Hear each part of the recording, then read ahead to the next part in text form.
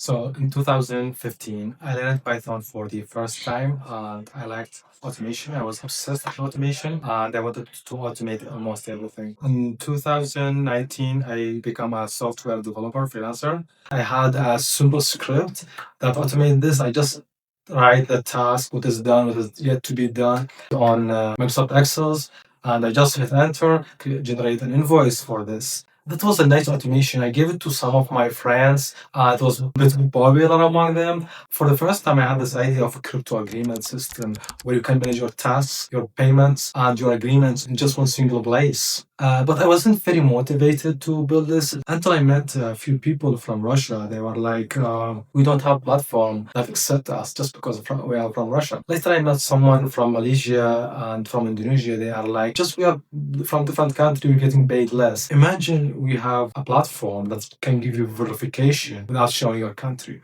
So we are implementing this KYC system that give you the verification on your platform without showing your full information. So it's a type of zero knowledge proof.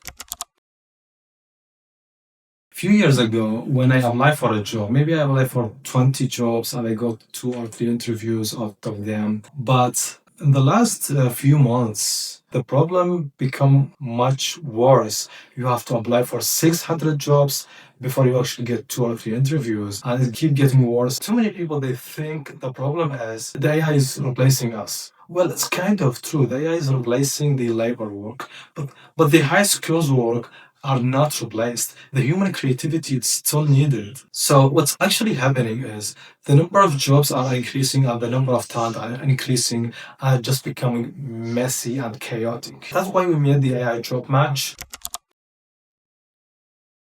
I was talking to ChatGPT and I was like, okay, make me a photo. What if you can just talk to ChatGPT? Hey, hire someone for me. Let's just say your friend is living in a different part of the world. You can just, hey, pick the best suitable meeting for us. Well, this is what we are building right now.